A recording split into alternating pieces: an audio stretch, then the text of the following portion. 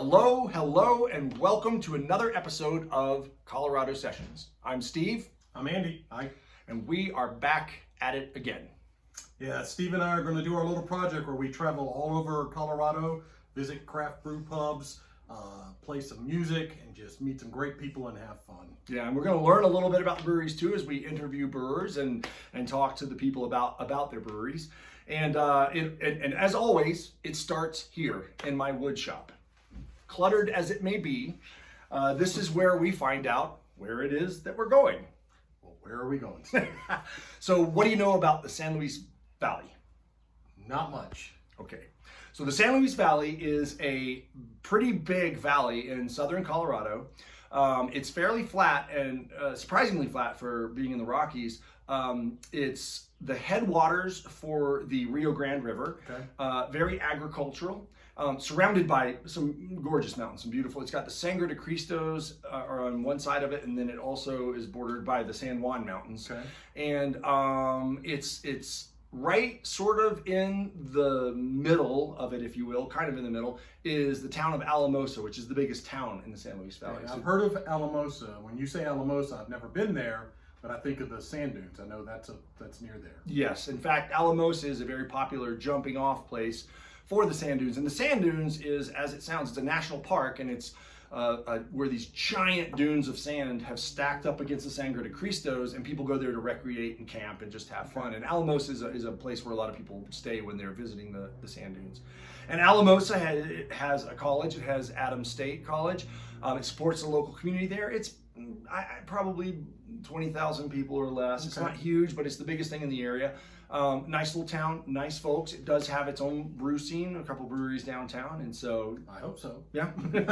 So, do you think you can picture it? Like, if you close, I do. I picture a little Colorado town, maybe a little college there, and some brew pub downtown, and a little building or whatever. Perfect. Now that you've got that image in your head, I'll tell you, we are not going to a brewery in the town of Alamosa. Well, thank you for sharing that. So pray tell, where are we going? We are going to go to a brewery just outside of Alamosa. Okay. It's a working farm. I was waiting for you to say we're going to North Carolina. Yeah. It's called the Colorado Farm Brewery, and as its name would imply, it is a working farm brewery, and it is a true farm to tap brewery. So when I say farm to tap brewery, what do you? Well, say? I mean, the first thing that would come to mind is that since they're a farm, I'm assuming they're growing their own barley malt. You got it. Okay. They have a malting operation there. They grow their own barley. If they grow their own hops. Okay. The water for the beer, I assume they get it from there too. Yeah, from their well. Okay. Here's where do you think the yeast comes from for their beer? Well, I mean, I know most places get the yeast. There's only 3 or 4 strains that are generally used all around the world. I knew that much. Their yeast comes from their farm. They found yeast on their property and had it sent away and isolated a strain that came back good. And so even the yeast is from their property. There is no way to get this beer except to go. There's no way to make this. You're right. They don't. I don't know if they distribute or not, but it is a true farm to tap. And I don't know if this is still the case, but as of a couple of years ago, they were the only true farm to tap brewery in the world. There's other estate breweries and farm breweries, especially like in Belgium, but I think they usually outsource something. You know, they don't. I can't wait to go there. Now. Yeah, I know. It's run by this family, the Codys, and it was homesteaded by the grandfather. Okay. I think back in the 30s, and as all agricultural endeavors, it's been through multi-generation Coloradans here. You got it. Good. And so, as all agricultural endeavors go, you know, it's had its ups and downs, and but the younger generation came up with this idea to do this brewery, and so I'm really excited to meet them. I'm excited because I know a lot of people in Alamos because I spend a lot of time there. I've never been to this brewery, but I actually every year go there to perform, and so a lot of my friends from Alamosa and people from here are going to be together. We're bringing our families. We're bringing our families for this episode, so that'll be exciting. So I'm really looking forward to it, and I'm looking forward to performing some music there and meeting people and enjoying their craft beer. Very cool. I can't wait to go there. All right, perfect. You ready? We're getting a truly unique beer. Yes, absolutely. All right, right now. All right, away we go. Next, we're just looking at 3 even there for you. There you go. Keep the change. Thank you, appreciate you. Thanks, have a good one. You too.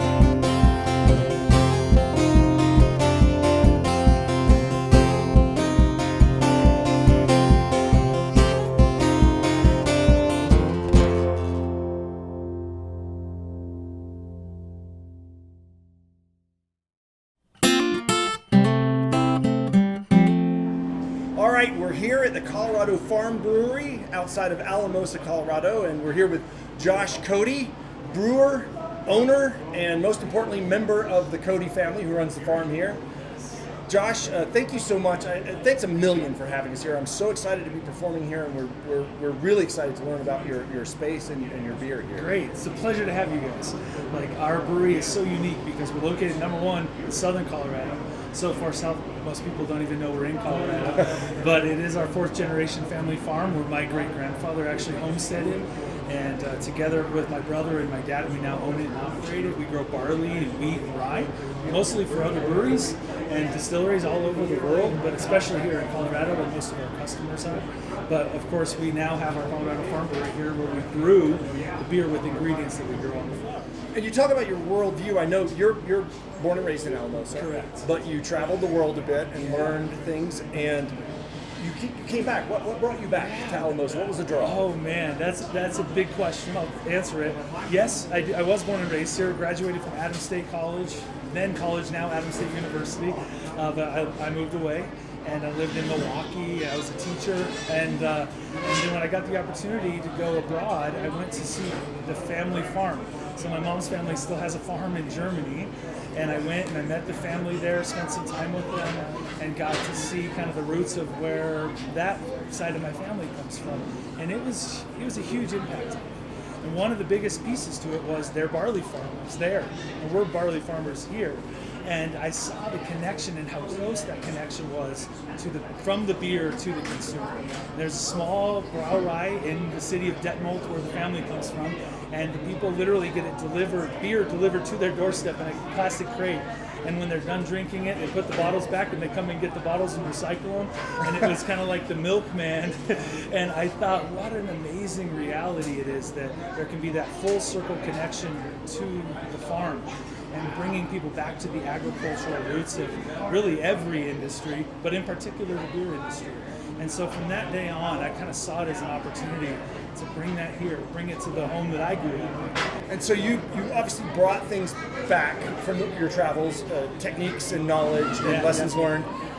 So all of this comes from the world here, but then the ingredients are very, very local. Yes. Which is bringing knowledge in from the outside, but very, very regional, specifically regional and specific to this farm ingredients. So tell us a little bit about that. So I think we're the only people in the world that actually do this, although I can't substantiate that claim. I've been to farm breweries all over Europe, and everybody's got specialty malt or something special from somewhere else because they kind of have to. But when I started looking at our climate, latitude on the globe to grow the hops, of course the grain that grows here very well and has for 4 generations, clear back to the 40s when the Coors Brewing Company started using the area for growing barley.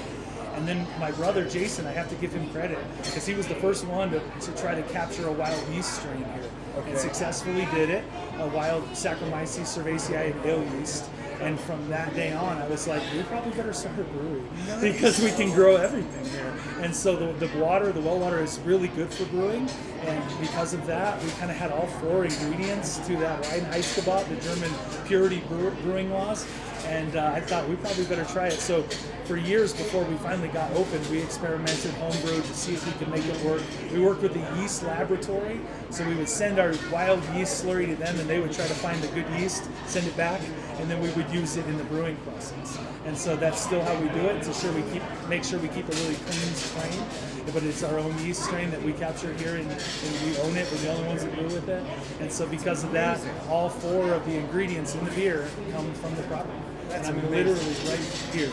And so it's just, that's really, really special. Yeah. I mean, that's incredible. Thanks. So you go around off into the world, bring all of these techniques and knowledge and tradition from outside of the world, but you're implementing it hyper locally here with your own ingredients on the farm to tap. It's just an amazing thing. So I have to ask you, if I was pouring your beer for a friend of mine and I was explaining this to them, that you're going to taste this worldwide tradition but implemented on a single farm, what would I tell them to look for in the beer? Yeah, I would definitely say look for the terroir. Look for the annual vintage because every year the crop's a little different. the hops are a little different, the barley's a little different. And so because of that, it's cultivating an actual terroir of that location. You're tasting that place. The soil in the ground, you're literally tasting the soil when you drink the beer. And it's that little subtle difference because that grain had to grow here in a very unique climate on Earth, in a very unique soil, in a prehistoric lake bed that is the San Luis Valley. That grain had to fight its way through a very unique climate to make itself able to be malted and then brewed into beer. And so every time you taste that beer, you're tasting here. You're tasting home. That is beautiful. That is absolutely beautiful.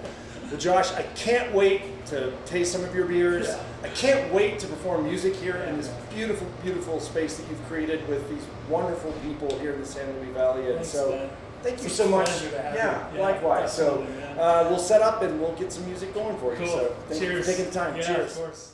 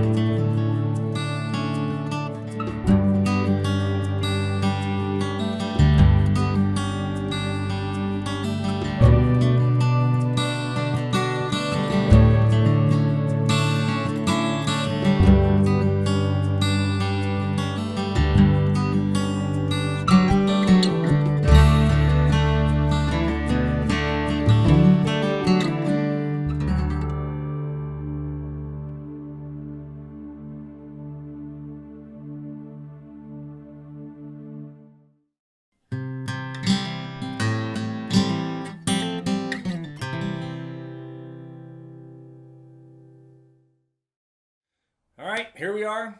Right back where we started, in the wood shop. Back in the wood shop. Cheers. It's not the way we usually do it. All right. Yeah, yeah.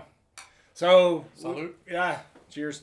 So we had some difficulties with the session in the at the Colorado Farm Brewery, and so we've decided to actually do it here later. This is much later than we had the show at the Colorado Farm Brewery, but we still wanted to sit down and have Yep. a beer and Things go wrong. So. and this doesn't feel horribly But wrong. but in all honesty, I mean, the farm brewery in general has been, and I think both of us, it was one of our favorite ones. To do. Yeah. So From the we show, get to talk about it again. Yeah, I know. So from a show standpoint, I loved the venue, the whole playing in that pole barn, and everyone's looking into the pole barn, but my view was looking out of the pole barn at the fields of rye and the Sangre de Cristo mountains as the sun was going down. So that was one of the more beautiful views that I've had from the microphone. Yeah, I mean, and it's a kind of a unique crowd. I mean, when you go to brew pubs, you kind of know what to expect. This one's different. Yeah. It's families and Yes. it's kids running around and playing and families sitting around and talking and friends, and it's very unique in that aspect, and it's very friendly, and I thoroughly enjoyed it. It was, Yeah, it felt really felt like a sense of community. Yeah. Not that other places don't have it, but more so because it's out in farmland, right? Yeah. It's not like they're Literally. not just getting foot traffic. we're not in the middle of the town. It literally Yeah. is out. And so the people that came there, a lot of them knew each other, knew the family, had Yeah. farms in the area. And then personally, because I had family there and friends, and because of I know a few people in Alamosa who all turned out for the show. It was really nice for me. I mean, my heart was full, like a full glass of beer, just looking out and seeing all these familiar faces of people that I know that were meeting each other for the first time was kind of nice. So I really enjoyed that. So. I mean, not to belabor the point, but it's probably like it was 150 years ago in communities that you just don't get that anymore. So this is a little flavor of that, and it was really cool. And that's, what Josh kept trying to communicate during the interview was that sense of community and how everyone comes together and these families are helping out. Go there, you get to experience it. I definitely will be paying a visit to them again. I hope to get to perform there again. Yeah. So beer wise too, the beer was Beer was very strong. good. Yeah.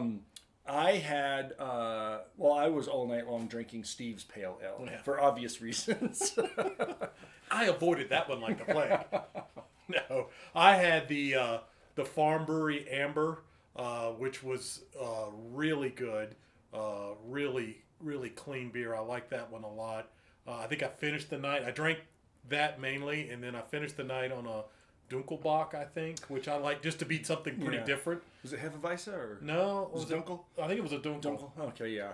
So it was definitely dark because I wanted something Sure. different than what I had before, and that was really good as well. Yeah. So beer was beer was super good, strong. and they had a lot of variety. So you could find something depending on what you like. You could, if it's beer, you could find it. Could you taste the Sangre de Cristos in your beer? I think I did a little bit. I think I taste did. the farm in I the think beer. I did. It was good, but what they're doing there, I mean, ever since then, I mean, we're quite a ways from that show. I have told so many people about that brewery, like, you've got to go check this place out because it really is unique and a wonderful experience. And I was very, very thrilled to people driving by, that's, outside the wood shop, going, what are those two guys doing in the wood shop?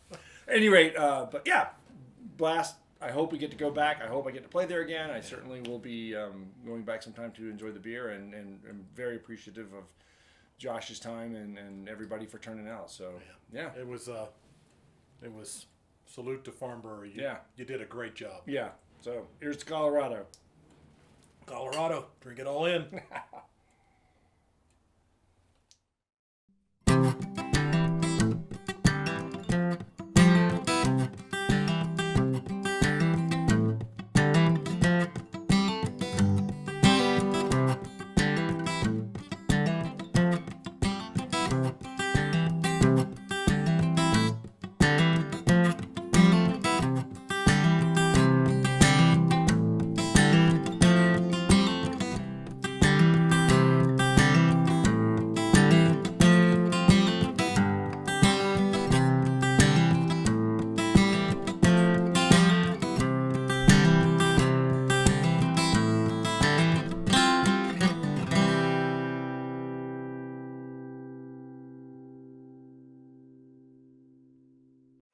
Raise our glass, raise it with friends.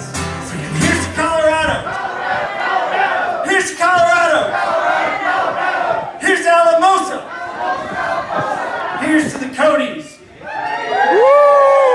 Drink it all in. Cheers, guys. Thank you.